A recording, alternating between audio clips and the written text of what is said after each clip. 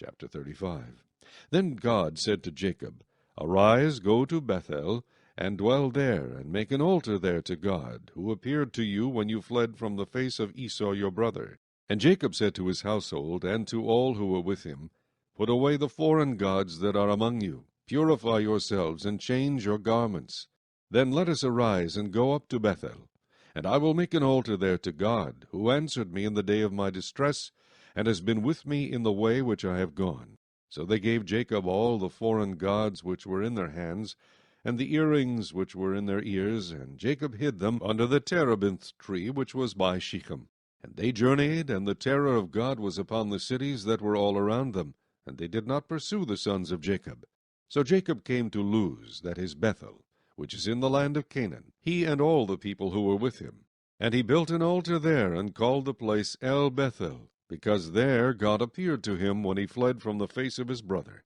Now Deborah, Rebekah's nurse, died, and she was buried below Bethel under the terebinth tree.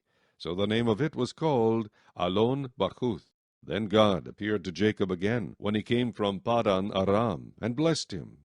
And God said to him, Your name is Jacob. Your name shall not be called Jacob any more, but Israel shall be your name.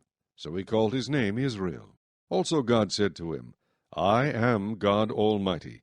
Be fruitful and multiply.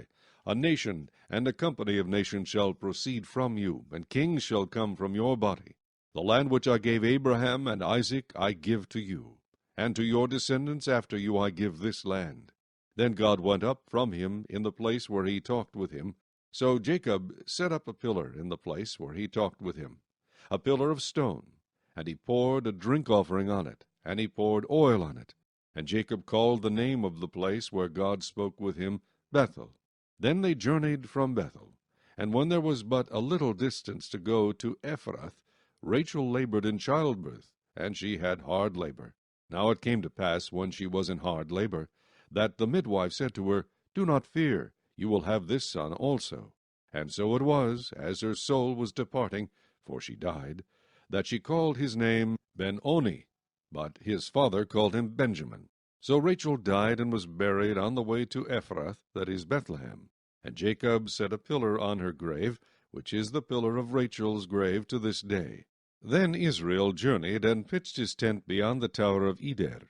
And it happened, when Israel dwelt in that land, that Reuben went and lay with Bilhah, his father's concubine, and Israel heard about it.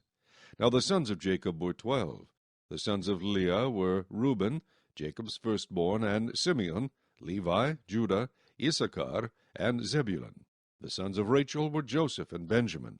The sons of Bilhah, Rachel's maidservant, were Dan and Naphtali. And the sons of Zilpah, Leah's maidservant, were Gad and Asher. These were the sons of Jacob who were born to him in Padan Aram.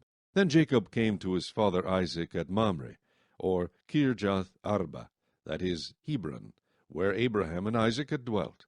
Now the days of Isaac were 180 years. So Isaac breathed his last and died, and was gathered to his people, being old and full of days. And his sons Esau and Jacob buried him.